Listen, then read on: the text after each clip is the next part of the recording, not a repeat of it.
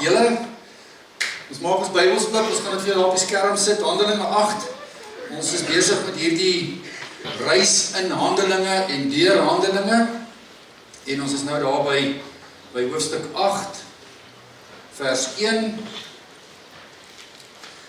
julle moet toch asseblief die moeite doen om dit maar op te volg. Karin het laasweek so mooi vir ons oor hoofstuk 7 gepraat en vir ons mooi verduidelik.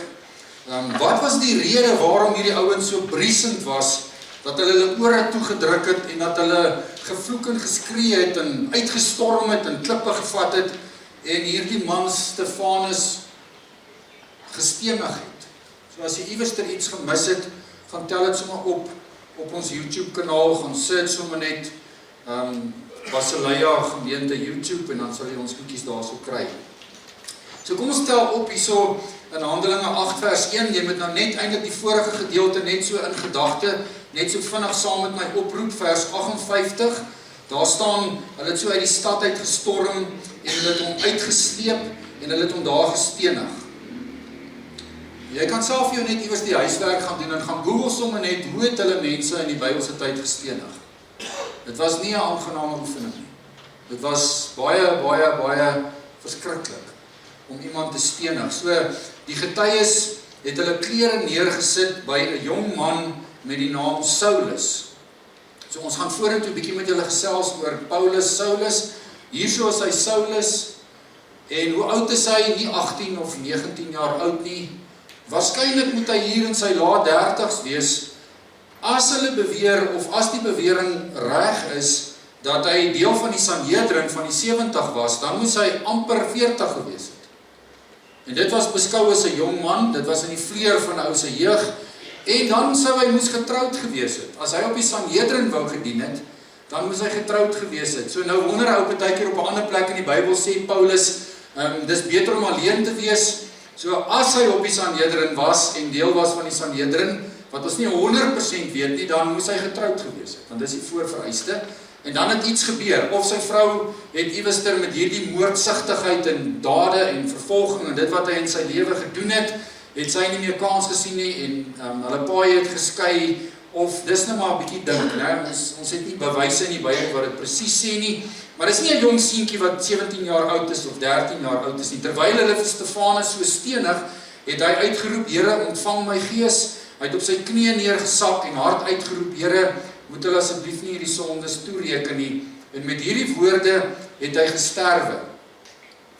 Ook Saulus het hierdie moord goedgekeur. Daardie dag het daar 'n ewige vervolging van die gemeente of in die gemeente in Jerusalem begin. Al die gelowiges, behalwe die apostels, is uitmekaar uitgejaag. Hulle is verstrooi oor die gebiede van Judea en van Samaria. Godvreesende mense het vir Stefanus begrawe en daar is baie oor hom gerou. Saulus het die kerk probeer uitroei. Hy het van huis tot huis gegaan, mans en vrouens laat uitsleep en hulle in die tronk laat sit. Die gelowiges wat uitmekaar gejaag is, het so ver as wat hulle gegaan het, die evangelie verkondig. En so het dit gebeur dat Filippus by 'n stad in Samaria gekom het. Die grondteks sê eintlik, hy het afbeweeg na die stad Samaria toe en hy het vir Christus daar verkondig. Toe die mense hoor wat Filippus verkondig en die wonders sien wat hy gedoen het hulle aandagtig na sy prediking geluister. Bose geeste het met 'n groot geskreeu uit baie mense uitgegaan en baie wat verlam en krepeel was, is gesond gemaak. Daar was groot blydskap in daardie stad gewees. Ons sal later 'n bietjie praat oor Paulus, Saulus. Party mense sê sy naam was eers Saulus en na sy bekering het hy Paulus geword. Julle sal sien op 'n sekere stadium in Handelinge praat Lukas nie meer van Saulus nie, maar praat hy van Paulus. Ons sal 'n bietjie agtergrond gee oor Paulus as ons verder vorder in Handelinge. Vandag is dit nodig om sommer saam met my te dink oor hierdie 8 verse. En ek het sommer in my voorbereiding vir myself gevra, watter karakters is hier ter sprake? Ons kan so 'n bietjie teruggaan, ons kan daar na die vorige gedeelte toe gaan, so van vers 54 af hoofstuk 7 tot 8 vers 8. Watter karakters speel direk of indirek in hierdie paar versies 'n rol. Daar's 'n hele klomp, dis die Joodse raad, hulle het hom uitgesleep, Fariseërs, Sadduseërs. Die Fariseërs was die wetgeleerdes, dis die ouens wat op die Jode aan titel gestaan het. Dis hoekom hulle soos Karim laasweek gesê het, toe hy die wet aanvat, het hulle briesend geraak. Die Sadduseërs was meer bietjie liberaal, hulle was meer vry geweest, hulle was so bietjie arm om die lyf met die Romeinse regering, so hier en daar het hulle sekere goeie so bietjie laat glip, hulle het nie geglo in engele nie, hulle het nie geglo in 'n geesteswêreld nie, hulle het nie geglo in die opstanding van dooies nie, en hierdie groepe mense het dan waarskynlik meer die Sadduseërs, die Joodse raad van 70 mense uitgemaak. Stefanus natuurlik, Stefanus een van die 7 diakens wat in hoofstuk 6 gekies is, en dan Saulus, wat opgelei is in die wet, 'n Fariseer, gaan lees 'n bietjie verder in sy briewe. Hulle kom sit eintlik die klere by Saulus se voete neer, en dis baie simbolies. Dit is betekenisvol om te weet, as hulle die klere by Saulus se voete kom neersit, was dit die gebruik in daardie tyd dat dit eintlik die autoriteit en gesag van die persoon aanvaar en erken. So iewester het Paulus gesag gehad, en daarom sien ons in vers 1, het hy die moord goedgekeur. Het hy eintlik gethumbs up op sy WhatsApp groepie, toe hulle gepraat het oor Stefanus se moord en sy steniging. As 'n mens bietjie verder gaan kyk, dan sien 'n mens, jy sien die gelowiges wat verspreid geraak het, toe hierdie druk op hulle gekom het. En dan sien 'n mens 'n paar godvreesende mense wat die liggaam van Stefanus gaan begrawe het en oor hom gerou het. En dan sien 'n mens Filippus. Filippus speel 'n belangrike rol in hierdie gedeelte. En dan is daar 'n klomp inwoners in hierdie stad, in Samaria. Van hulle was met demone en bose geeste gevul, van hulle was siek, van hulle was krank en gebreklik gewees. En dan is daar ook in vers 8 'n groot groep mense, nadat hulle hierdie wonder en hierdie goddelike ingrype sien, wat met dankbaarheid optree. En tussen die lyne, wat ons nêrens te die raak lees in hierdie verse eksplisiet nie, is God drie-enig. God drie-enig aanwesig, wat in Handelinge 1 vers 8 gesê het, julle sal krag ontvang wanneer my gees oor julle kom, en my plan met hierdie goeie nuus van my, is dat dit in Jerusalem sal grondvat, dat dit in Judea sal grondvat, dat dit in Samaria sal grondvat, en dat dit sal vry of sprei tot en met die uithoeke van die aarde. Nou, ek wil jou vanmôre so 'n bietjie help, om sommer net so stil te staan, by van hierdie karakters, om ietsie van hierdie Handelinge 8 vers 1 tot 8 grond toe te laat val. En doopouers, ek dink julle moet vanmôre regtig tussen die lyne mooi lees, want ek dink alles wat ons vanmôre vir mekaar sê, is ook op julle as ouers van toepassing. Enige iemand kan seil wanneer die wind van agter kom. Ek weet nie of julle al hierdie nuwe sport op DStv gesien het, met hierdie catamarans, hierdie bote wat so uit die water uitkom. Dis letterlik so 'n vinnetjie wat onder die water is, die res van die boot is uit die lug uit, of in die lug, en dan jaag hulle teen mekaar op 'n baan in die see, met hierdie wind wat hulle van agter af dryf. Dis maklik as die wind van agter is. Dis maklik as dit afdraande is. Ek het vanmôre op die boodskap gesê, weet jy, waar is jy nie? Is afdraande altyd beter as opdraande? Is die wind van agter altyd beter as die wind van voor? Dis maklik, luister, hier kom ons vanmôre 'n bietjie terug aarde toe, weg van DStv af en sport en die wind wat daar buite waai. Is maklik om Jesus te volg wanneer alles goed gaan in jou lewe. Dis maklik om vir Jesus te volg wanneer die wind van agter waai, geestelik gesproke, in jou verhouding met die Here, wanneer alles sin maak, wanneer dit maklik is. Wanneer daar tyd is, wanneer jy op die einde van die dag vol energie is dit maklik om vir die Here Jesus te volg en positief teenoor die evangelie te staan. Is dit maklik om Christelike doopouers te wees, wat doen wat ons vanmôre hier vir mekaar gesê het. Wanneer daar nie konflik is nie, is dit maklik om vir Jesus te volg. wanneer daar geen opoffering van my of van jou kant af gevra word nie, is dit maklik om vir Jesus te volg. Is dit maklik om Christen te wees? Waai die wind van agter, is ons op die afdraande pad in die mooi sin van die woord. Maar weet julle wat? Karakter en ware disippelskap, ware geloof, raak eers sigbaar wanneer die wind in jou gesig begin waai. Wanneer die wind in my en jou as gelowige se gesig waai, doen ek en jy wat? Is vanmôre se tema. Wanneer die wêreld teen jou waardes begin druk, doen jy wat?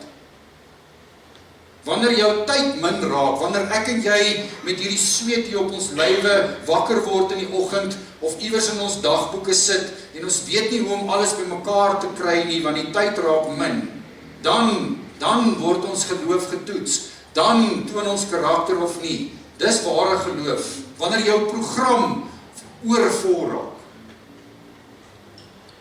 wanneer jy moeg raak, wanneer mense jou geloof en jou passie vir die Here uitlag en dit bevraagteken, dis wanneer die wind in jou gesig waai. Dan doen jy wat?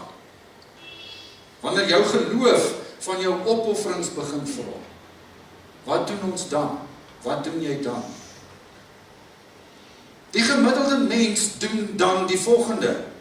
Ons haal simbolies ons skêr uit en ons vat hierdie lang tou wat ons lewe noem met al hierdie uitdagings en ons begin knip en ons begin sny, want iewester moet ons, want al hierdie goed raak nie te veel, maar dan begin die meeste mense eers te sny by die kerk en by die kerk se aktiwiteite en wat op die kerk se dagboek is. Wanneer laas het jy die kerk se dagboek gevat, jou dagboek oopgemaak, hierdie twee goed met mekaar gesinkroniseer en van jou persoonlike lewens se goed een kant toe geskuif, omdat daar iewester iets van die kerk af belangriker is as jou persoonlike lewe. Mense begin sny aan ons gebedstyd. Wanneer ons lewe vol raak en besig raak en hierdie tou van ons ewe skielik iewester gesny moet word, sny ons baie keer in ons gebedstyd. In plaas van om oordentlik by die Here stil te staan, skep ons dit af. Ons het 'n vinnige skietgebedjie, want Nehemia het ons iewester in sy lewe 'n skietgebed opgestuur toe hy na die koning toe gegaan het. Ja, daar's plek vir 'n skietgebed, maar ons sny ons gebedstyd, ons sny ons Bybellees, ons sny ons Bybelleestyd tot die minimum. Ons knip aan hierdie kant van die tou, want die res van die tou trek styf om ons lywe. Dis maklik as die wind van agter waai. Dis maklik as hierdie tou maklik uitgesorteer kan word. Wat doen jy as die wind van voor af waai? As diensbaarheid op jou tafel kom, het ons so rukkie terug al met mekaar begin praat. En ek wil jou waarsku, ek wil vir jou sê, as jy deel is van Basileia gemeente, gaan jy dit oor en oor en oor hoor. Want jy kan nie in pas met Jesus Christus leef, geesvervuld, as 'n disipel van Jesus, en jy het nie tyd en plek in jou lewe om diensbaar te wees vir hom en vir sy koninkryk. Maar wanneer dit swaar raak, knip ons aan diensbaarheid. Ek kan nie, nee. Geestelike dissiplines raak op die einde van die dag die plek waar ons knip. Handelinge 8 vra van my en van jou iets heeltemal anderster. Handelinge vra vanmôre vir my en vir jou die vraag in ons gesig, wat doen God se mense wanneer die wind geestelik gesproke en die wêreldse wind in jou geestelike lewe van vooraf begin waai. Weet julle wat, ons kan vanmôre huis toe gaan met 'n mooi stukkie geskiedenis. Ek kan vir julle 'n paar goed vertel van die Sanhedrin en van Paulus en Saulus en van wat ook al. Maar jy is vanmôre hier omdat hierdie skrifgedeelte nie net 'n stuk historiese geskiedenis in hierdie tydperk is nie, maar omdat die lewende God agteraf hier besig is met sy plan om die Eetse evangelie die wêreld vol te stuur. En ek en jy 2026 jaar later sit vandag met hierdie waarhede en kan ons gaan leer by die kerk. Wat is die wonder van hierdie skrifgedeelte? Wat moet jou vanmôre opgewonde maak, want jy's klaar nou al 'n bietjie depressief. Jy's klaar nou al 'n bietjie moedeloos. Jy sê klaar vir my daar waar jy sit. So what? Almal is besig. Dis die lewe waarin ons lewe. Ek bly jy's vanmôre hier. En ek hoop julle ouens wat nie hier is nie, julle kyk hierdie video. En ek hoop julle kyk hom klaar. Ek hoop julle kyk langer as 3 minute of 10 minute. Want die inhoud van hierdie stukkie Bybelgedeelte, hierdie 8 verse, is kritiek belangrik vanmôre, vir my en vir jou. Vir die groei van die kerk, vir die oorlewing van die kerk, vir God se plan om te realiseer, was hierdie 8 verse en dit wat hier gebeur het, ingrypend belangrik. Die wonder van hierdie 8 verse sê, die storm wat Satan veroorsaak het en wat hy wil gebruik om die kerk te vernietig hier, het God gebruik om sy koninkryk verder uit te brei. En ek wil jou vanmôre positief stem, en ek vertrou die Heilige Gees, ek hoop dat jy vanmôre hierdie tou, met alles wat op daai tou is, met al die frustrasie en al hierdie goed wat die wind van vooraf veroorsaak, dat jy vanmôre iets sal leer by die kernbelangrike waarheid van Handelinge 8. In plaas van dat die Satan se strategie gerealiseer en uitgewerk het, het die koninkryk van God astronomies gelanseer. Weet julle wat is vandag een van die grootste goed wat die Satan gebruik? Is ons tyd. Dis ons tyd. As hy jou kan besig maak, dan kan hy jou los en na die volgende ou toe gaan. Want dan het jy jouself in 'n situasie waar hy nie nodig het om te doen nie. Die eerste belangrike karakter is ons in hierdie paar verse lees, dan stop ons by Saulus. Saulus in hierdie verhaal is eintlik half die simbool van die erge wind wat van vooraf waai. Wanneer Stefanus doodgemaak word, is dit die eerste martelaar vir die evangelie, vir die goeie nuus wat met sy lewe daarvoor betaal. 'n Paar hoofstukke terug het julle gesien dat mense gevang is en geslaan is en gedreig is, maar nêrens het hulle nog met hulle lewe daarvoor betaal nie. Stefanus betaal met sy lewe. Hy word die eerste martelaar wat sterf. Saulus hier is eintlik die simbool, die simbolisering, die verpersoonliking van swaar kry, van wind van voor, van druk op jou geloof. Hy keer vers 1 Stefanus se moord goed. Hy keer sy dood goed. Daai klere wat hy daar oppas is nie net sodat iemand dit steel nie, dis sodat die mense sal sien dat hierdie jong geleerde ou, julle gaan nog 'n bietjie daarby stil staan, by Gamaliel, een van die beste professors van die teologie van die Ou Testament, sê Paulus is een van die beste studente wat ooit by hom gestudeer het. Hy pas hulle klere op of kyk na hulle klere en daarmee sê hy, ek stem saam met wat julle hier doen. 'n Bietjie verder in hierdie teks lees ons dat Paulus so fanaties is, dat hy mense uit hulle huise uitsleep, vrouens, kinders, mans, en hy gooi hulle in die tronk. Hy gooi hulle in die tronk. Daar is eintlik 'n baie interessante stukkie geskiedenis rondom Paulus wat ons verder moet dink. Paulus kom uit 'n stadsomgewing uit. Ons gaan daarby stil staan.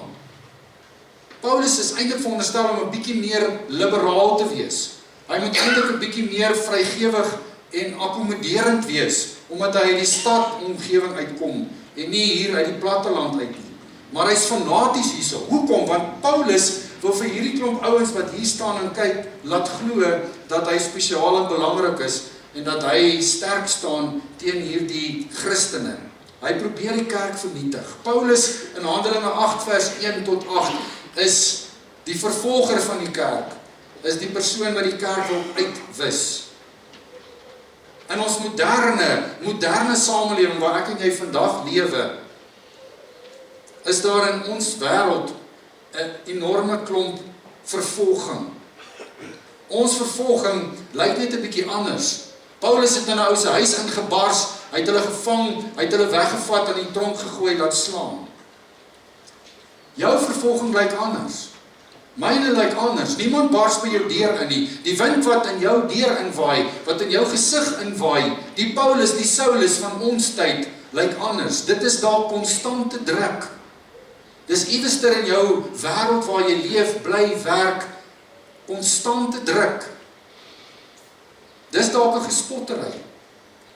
Dalk lag mense agter hulle of agter jou rug oor jou toewyding vir die Here. Jy is dalk die enigste een by jou werk wat nog 'n passie en 'n liefde vir Jesus het en wat worry oor die res van die kollegas wat nooit in hulle lewe meer die Bybel oopmaak of by die Here uitkom of op hierdie wêreld se pad is. In ons moderne wêreld lyk vervolging baie keer so, jy het 'n vrees in jou om anders te wees. Jy is te bang om anders te wees. En omdat jy te bang is om anders te wees, doen jy ander goed. Een van die groot goed in ons lewe, wat ons vervolg het, ek nou gesê, is ons tydsdruk. Dis ons tydsdruk. Julle, ek kan nie vanmôre vir julle iets anders te sê nie. Ek dink as Jesus in persoon vandag hier kom verskyn het en hier by ons kom sit het, sou hy vir ons gesê het, julle moet julle tyd beter bestuur. Tyd is vandag een van daai goed wat ons vervolg in ons verhouding met die Here. Dit maak dit vir ons moeilik in ons verhouding met die Here. Al die kulture wat in hierdie wêreld teen Christendom staan en teen Christus staan. Kulture, subkulture, manier van doen. Ek dink een van die groot goeters waarmee ek en jy sukkel, is dat ons bang is om te praat. Ons is bang om iets oor die Here te sê. Die wêreld sê vir jou, moenie so ernstig oor Jesus wees nie. Koel dit. Koel dit. Die ou mense, die ouer generasies het ons altyd gepraat van jy loop met die Bybel onder die arm. Moet nou net nie weer met die Bybel onder die arm loop nie. Die moderne weergawe daarvan is, kalmeer bietjie man. Jy's te. En stadig maar seker beskuif 'n mens jou passie en jou liefde vir die Here terug. Paulus het die wind van voor veroorsaak vir hierdie eerste vroeë Christene in hierdie stad. Hy het dit vir hulle moeilik gemaak. Fisies, emosioneel. Jy vanmôre kan identifiseer met hierdie wind wat van voor waai. Wie is die Saulusse in jou lewe op hierdie stadium wat dit vir jou moeilik maak? Wat die wind van voor in jou gesig is? Wie is dit? Wie is dit? Die belangrike waarheid wat ek uit hierdie teks uit kry, is dat wanneer die wind van voor waai, beteken dit nie dat God jou verlaat het nie. Hierdie vroeë kerk wat hier gesit het in Jerusalem kon baie maklik gesê het, hulle reaksie teenoor Paulus se vervolging kon gewees het, dis verby. Ons was vir 'n rukkie Christene, jippie, was 'n nuwe ding wat op die toneel gekom het, maar dis verby. Hulle kon gesê het, God het ons gelos. God beskerm ons nie meer nie. Hulle kon vir hulle self gesê het, as ons die somme maak, is dit eenvoudig te duur om vir Jesus Christus te volg in hierdie wêreld. Kyk wat gebeur met die mense. As die wind van voor waai in mense se lewens, kyk hoe lyk dit, kyk wat gebeur met hulle. Ek sien nie kans nie.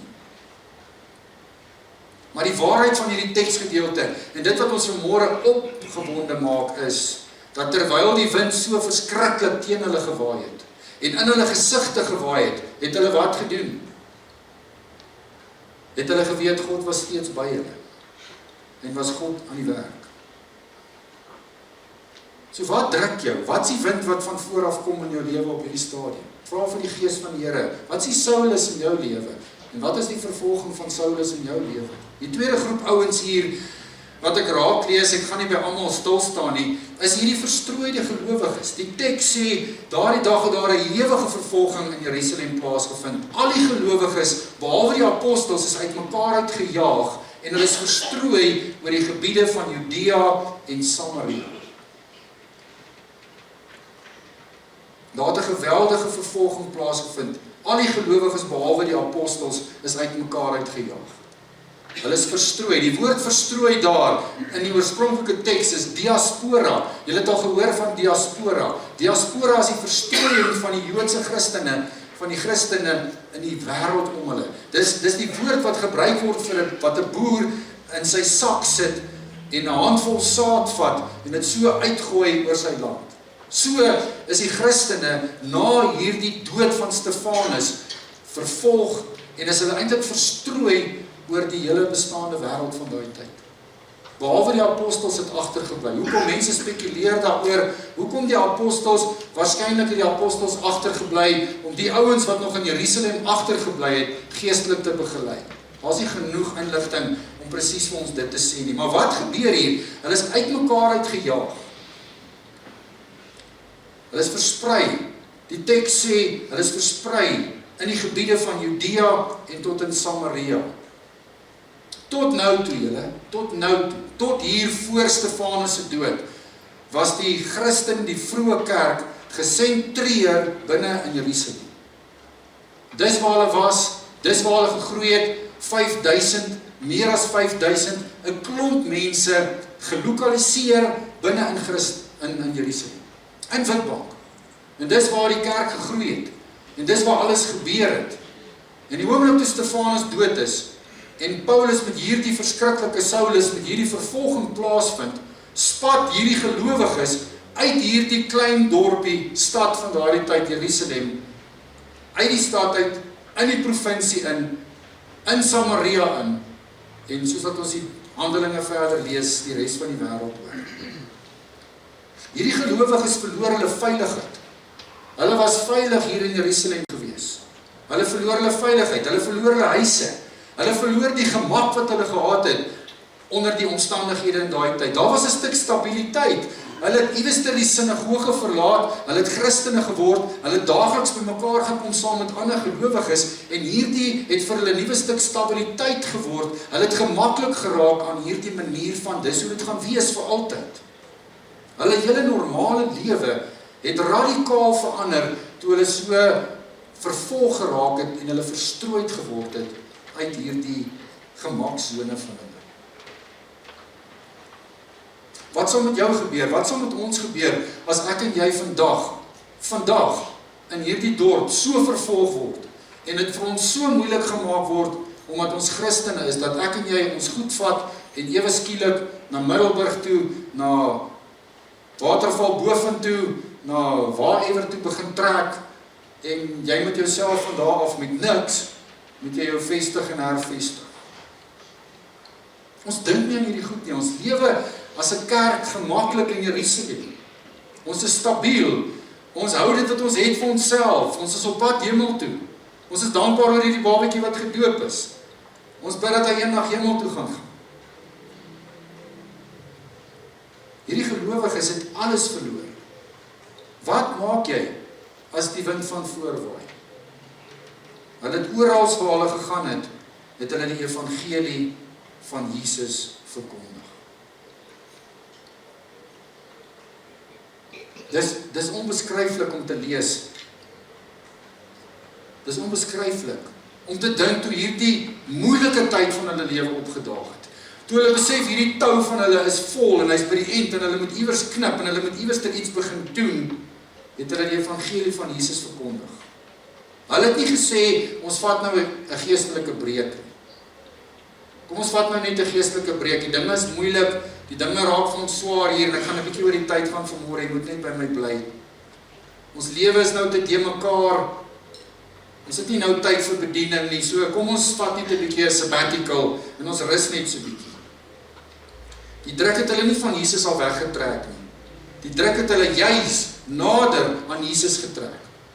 Wat doen ek en jy as ons tou so onbeheerbaar vol en besig raak en die wind kom van voor? Wat doen die gemiddelde Christen wanneer ons swaar kry? Ons hou op kerkbybel.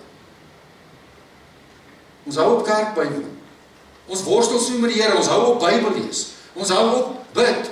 Ons hou op om betrokke te wees in die koninkryk. Ons gaan sit. Ons vat 'n breek. Hierdie kerk sê nee. Hierdie vervolging was die katalisator, dit was die lansering van die evangelie weier as Jerusalem, na Judea, na Samaria, om hierdie opdrag van God in Handelinge 1 vers 8 in die gang te kry. Was dit nie vir die vervolging van Paulus nie, het die kerk in Jerusalem gebly en was hulle 'n paar Jesus freaks gewees wat uit sou sterf. Hulle sny nie op die eerste plek aan hulle aanbidding af nie. Hulle sny nie op die eerste plek aan hulle kerkbidding af nie. Hulle hou nie op om by mekaar te kom nie. Hulle hou nie op om te bid nie. Hulle hou nie op om te dien nie. Hierdie gelowiges het werklik swaar gekry, maar dit dryf hulle om die wêreld in te gaan met hierdie evangelie. Die vroeë kerk het nie gevra, hoe pas geloof in my besige, moeilike program in nie. Hulle het gesê, hoe pas my program en my lewe en wat met my nou gebeur en die sleg hiervan in my verhouding met God en in sy plan. Hoor julle hierdie kop skuif, en dit was die geheim van die kerk se oorlewing. Wat doen ek en jy vandag in 2026, wanneer ons buite beheer raak, wanneer ons lewe te besig raak, wanneer daar te veel goedes is, en ek moet tussen die Here se goed en my eie lewe kies? Wat doen ons? Ons knip af van die Here se kant. Hoe kan ek my geloof in hierdie besige tou inpas? Nee, hoe kan ek hierdie tou in my geloof inpas? Ek staan gister agter 2 skoolkinders in Checkers, met hulle skoolklere aan. Ek sê vir hulle, gaan julle nou op Saterdag skool? Hy sê vir my, no pastor, not only on Saturday, on Sundays as well. 7 days a week now, we must attend school. Nou weet ek nie of het 3 is, omdat hulle 3 van die 7 dae nie luister nie, maar ek sê vir hom nou, how is it possible? When do you go to church? No sir, we cannot go to church. We must decide, and we decide for school, because that is priority. Dis onredelik om van 'n skoolkind te vra, jy moet kies tussen 'n kerk en 'n Sondag, en ek dink die onderwysers moet daarvoor dit kies. Ek weet nie wat die rede daarvoor nie. Maar dis wat ons gewoonlik doen. Wanneer ons moet kies, dan kies ons geloof moet iewers inpas binne in ons program. Die vroeë kerk hierdie eerste Christene sê, dis ons lewe. En hoe vat ons lewe? En dit wat met ons gebeur, en die onstabiliteit, hoe pas ons dit in ons verhouding met die Here in? Ek wil jou sommer help met 'n moderne storie van 'n verpleegster wat iewester in 'n hospitaal gewerk het, 'n Christen verpleegster. Sy het tydens 'n baie moeilike tyd in 'n hospitaal gewerk. Sy het lang ure gewerk, sy het min geslaap. Sy het geweldige emosionele druk en spanning beleef. En baie van haar kollegas het vir haar gesê, as ek jy was, sou ek opgehou het om Sondag nog kerk toe te gaan. Rus en slaap in kerktyd. Jy het tyd vir jouself nodig. Kan ons daarmee identifiseer? Het ek en jy dit al gesê? Ja. As ek na my eie besige lewe kyk en ek moet nog iets vir die kerk of iets vir die Here of iets vir die koninkryk doen, dan hoor ek ook hierdie stem wat sê, jy het tyd nodig, jy moet 'n bietjie rus. Los die kerk, los die dinge van die koninkryk. Maar sy het gesê, dis juist nou wat ek vir Jesus die nodigste in my lewe het. Wanneer hierdie tou te kort is en ek weet nie wat om te doen nie, gaan ek waaragtig nie aan sy kant sny nie. Ek het hom nodig. Ek het hom nodig. Dis nie maklik nie. Maar sy het geweet, wanneer die wind van voor af waai, het 'n mens nie minder van God nodig nie, maar juist meer. En daarom wil ek jou aanmoedig, as die lewe nie vir jou sin maak nie, en jy veg met God, en jy veg met goed wat nie vir jou uitwerk nie, moenie afsny aan jou gebed, aan Bybellees, in stilte tyd, in kerkbywoning. Moenie op 'n Sondagmôre hier staan, en nie wil sing, as jou lewe nie sin maak nie.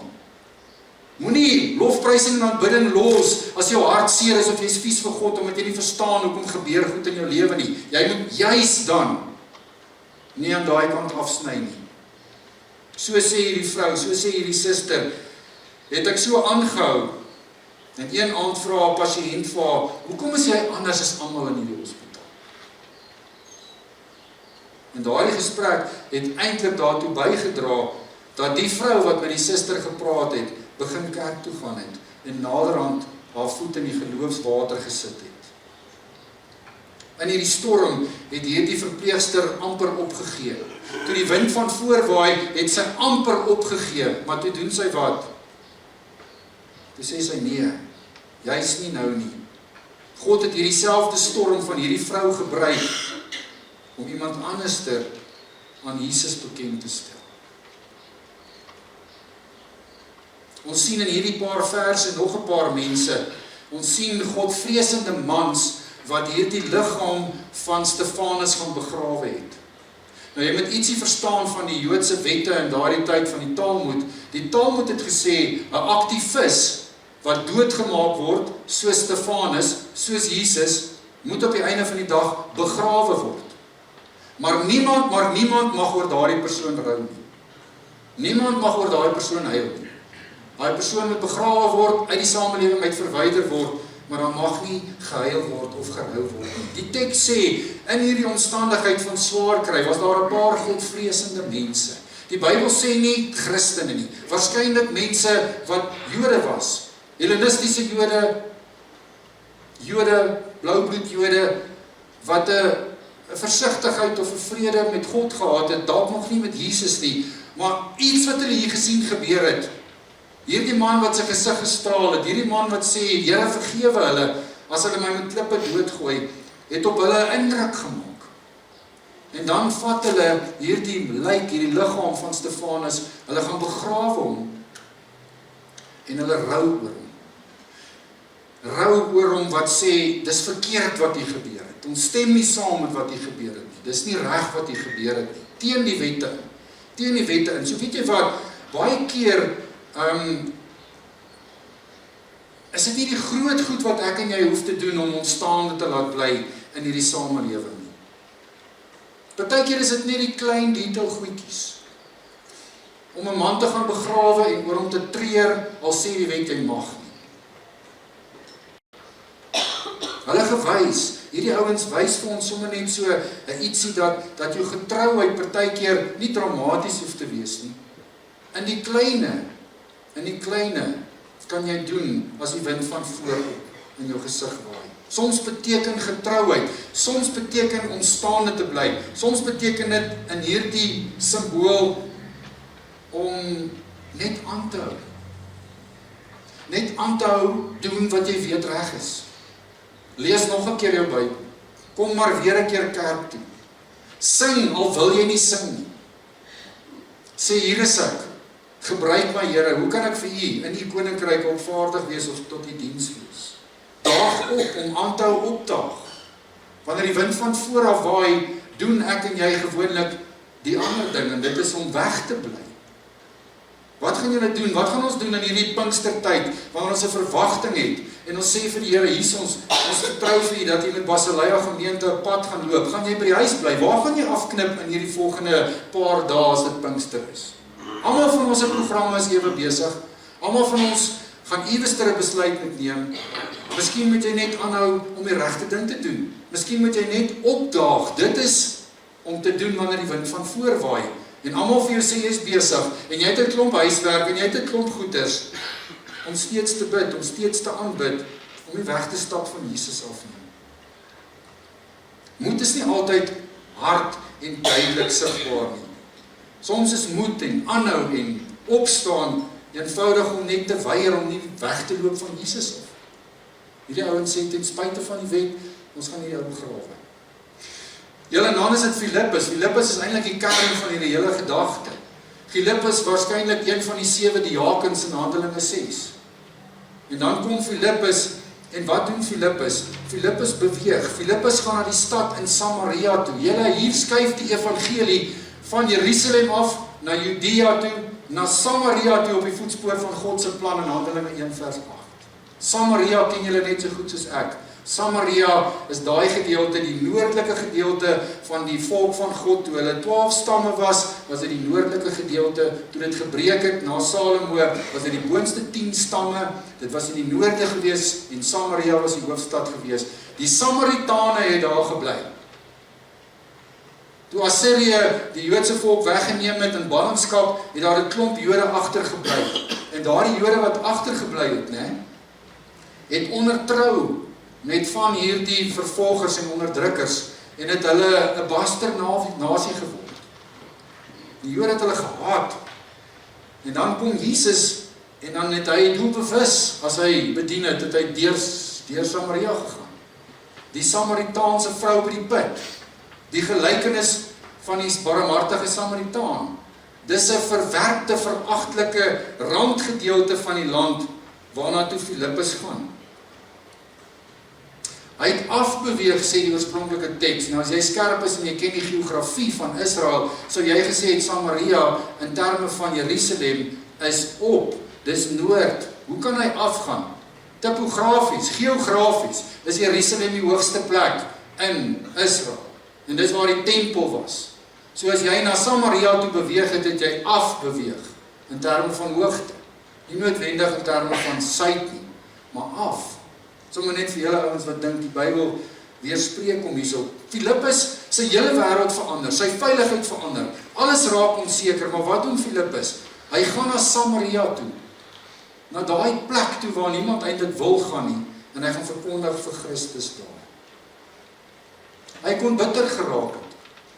Hy kon gaan wegkruip het, hy kon passief geraak het. Hy kon gewag het vir beter omstandighede, maar wat doen hy? Hy gaan na daai gedeelte van Israel toe waar niemand wil wees nie. En wat doen hy daar? Hy gaan verkondig die evangelie van Jesus. Baie van ons raak passief, baie Christene raak passief wanneer die wind van vooraf waai. Wanneer jy op daai moeilike plek van jou lewe, wat is jou Samaria? Daai plek van jou lewe waar jy Jesus moet verkondig, waar jy moet leef, waar jy moet aanhou om Christen te wees, 'n spoortrapper in sy voetspore te loop. Waar's dit? Is dit dalk jou werksplek? Filippus gaan na hierdie onbekende, moeilike area toe en daar verkondig hy die evangelie ten spyte van die swaar, wanneer die wind van vooraf waai, terwille van sy verhouding met die Here. Gaan sit hy nie. Hy gaan. Miskien is dit jou werksplek. Wat doen jy by jou werksplek? Het jy stil geraak by jou werksplek? Onthou, jy hoef nie elke keer op 'n kassie te staan en vir almal te preek nie. Op 'n stil manier kan jy aanhou om die regte ding te doen. En wanneer jy 'n geleentheid kry, kan jy praat of deel of wat ook al. Jy hoef nie die hele wêreld in die werksplek te gaan omkeer en vir jou moeilikheid te maak van die môre tot die aand nie. Dalk is dit jou skool. Of dink julle dat om van Jesus te praat en te getuig is vir groot mense? Nee. Dis vir julle, daar waar julle is by die skool, by die universiteit, daar waar jy sport speel. Weet julle, julle is party van julle kinders is meer by die sport as wat julle ooit in 'n week by die kerk is. Julle hardloop rond van die een hockey game na die ander een, van die een cricketwedstryd, rugbywedstryd, waar dit ook al is. Daar waar jy sport doen, is dit dalk jou Samaria? Is dit dalk die plek waar dit vir jou moeilik is? Bly jy daar stil wanneer die wind van vooraf waai? Daar by jou moeilike familie, jou besige program. Hoe lyk jou Samaria? Wat is jou Samaria waarna toe jy nie gaan nie, of waar jy is in die stadium en jy stil bly? In plaas van soos hierdie vroeë kerk, soos Filippus, jy's in daai tyd iewester iets sê. Mia is 17 jaar oud. Sy is in die hoërskool waar haar geloof al hoe meer belaglik gemaak word deur haar maatjies en almal wat om haar is. In die skool was dit cool geweest om partytjies eerste te stel. Geloof het oudtyds geword. Jy's 'n loser as jy iewester in Jesus glo. Christene word gespot, dubbele lewens. Mia het begin agterkom dat haar vriende haar uitsluit wanneer sy nie saamstem nie. In haar Samaria, wanneer sy opgestaan het, wanneer die wind van vooraf gewaai het en sy nog steeds Jesus geleef het en aangehou doen het waaraan sy vasgehou het en geweet het reg is sy uitgesluit. Sy is uitgeskuif. Eendag vra iemand vir haar, hoekom vat jy Jesus so ernstig? Dis nie nodig nie, man. Daai aand het sy gehuil. Sy het alleen gevoel. Sy het gewonder of dit die moeite werd is. Die wind het erg van vooraf gewaai, daar na Samaria, daar waar dit vir haar moeilik is, daar waar dit vir haar swaar was. Maar sy het besluit, ek gaan nie my verhouding met Jesus afwater nie om in te pas. Ek gaan nie my verhouding met Jesus afknip en my passie vir Jesus afknip sodat ek kan in die ingroepie kom nie. Sy het nie 'n prefek geword nie. Sy was soms bang, sy is geboelie, maar sy het aangehou om te bid, sy het aangehou om jeug toe te gaan, sy het aangehou om kerk by te woon, sy het haar Bybel gelees, sy het aangehou om vriendelik te wees, om mense met liefde en aanvaarding te dien, sy het opreg geleef, na die beste van haar vermoë. 'n Paar maande later kom daar iemand, 'n ander meisie na haar toe en sy sê vir haar, ek wil net vir jou sê, jy maak my nuuskierig oor Jesus, want jy leef anders. Die wind wat so na haar gesig gewaai het, van vooraf, het haar ampertjies laat terugstaan. Ampertjies haar liefde vir Jesus laat afsny. Maar dieselfde wind, wat so na haar gesig gewaai het, het God gebruik om iemand anderster nader aan hom te trek. So hoe jy jou swaar kry hanteer, hoe jy die wind van vooraf daar by jou Samaria hanteer, is 'n lopende getuienis vir mense wat jy nie eens weet na jou kyk nie.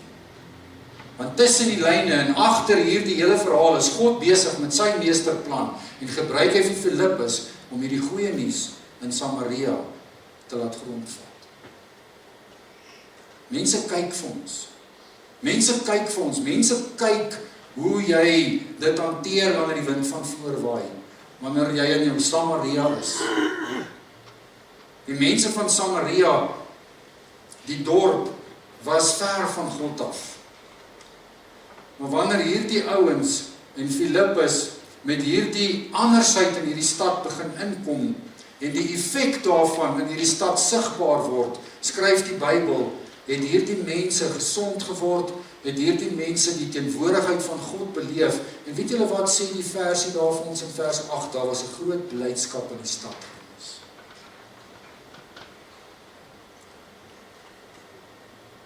Terwyl die kerk swaar kry, is God besig om nuwe deure oop te maak.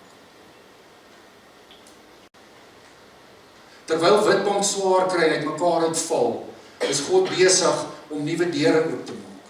Nuwe geleenthede te skep in hierdie dorp van ons. Hoe gaan hierdie dorp van ons verander? Deur mense wat van buite af kom? Nee. Wanneer die Christene, wanneer die wind van voor af waai, aanhou doen wat ons moet doen. Ek glo met my hele hart, as Handelinge vertel van 'n stad wat verander, waar daar 'n stuk blydskap kom, omdat hulle die realiteit van God in mense se lewens begin sien en beleef, in hulle eie lewens, is ek van oortuiging dat dit net so waar is van ons. Want Handelinge 1 vers 8 is dit.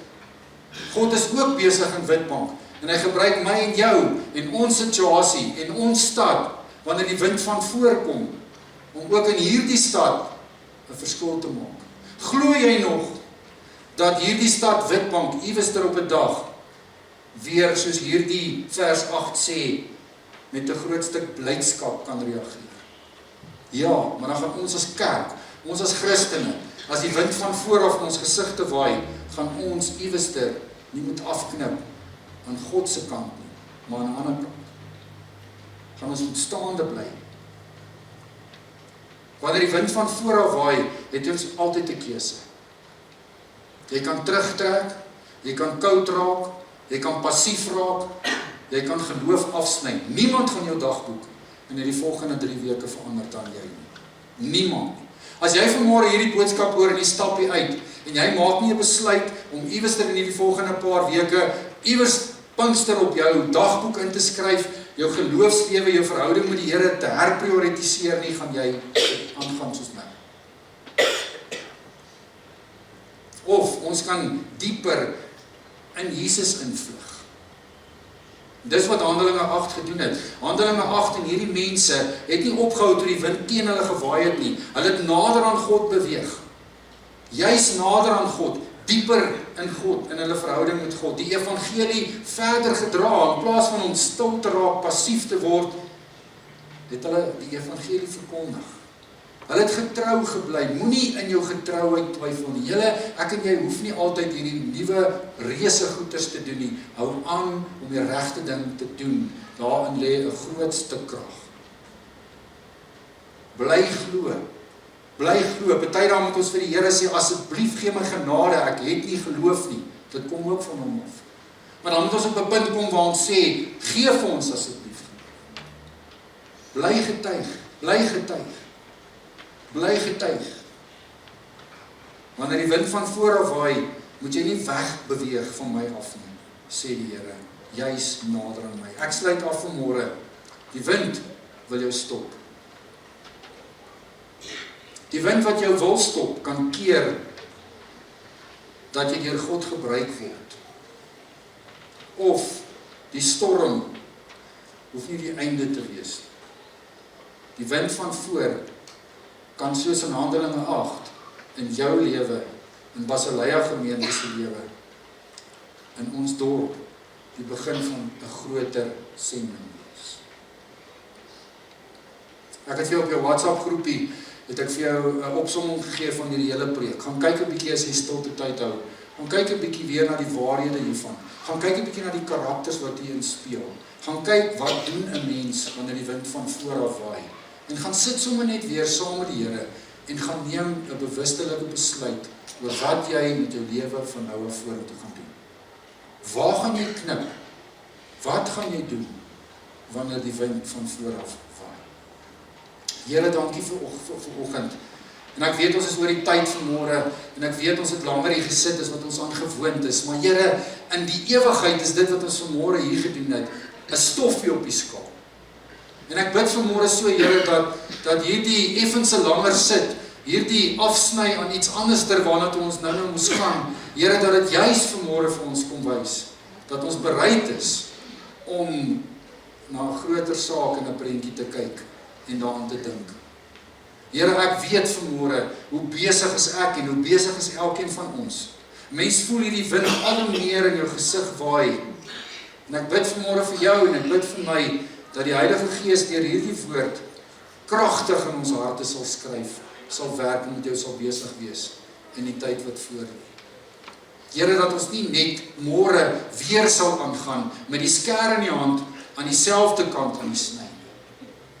Ek bid, Heilige Gees, dat soos wat hierdie vervolging, hierdie wind van voor in hierdie gelowiges se lewens 'n radikale nuwe era ingelyf het, bid ek, Here, dat vandag, hierdie dag, die 3 Mei 2026 in my lewe en in jou lewe die draaipunt sal wees.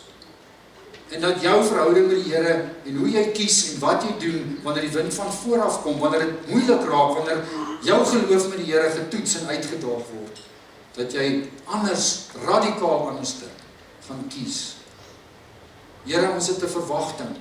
Ons wil graag die Heilige Gees dat jy ons moet help, sodat ons ook soos hierdie vroeë kerk, daar waar ons is, Here, sal getuig, sal leef, sal vertel en sal praat van U en van U koninkryk. Ons het ook 'n begeerte, Here, dat hierdie stad van ons, my werkplek, my skoolklaskamer, my sportspan, my omgewing waar ek bly, dat dit ook met groot blydskap gevul sal word. Here, omdat U heerlikheid daar sal wees.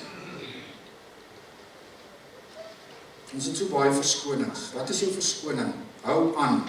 Jesus is getrou. Moenie opgee nie. Wat hoor jy in die Gees vir jou?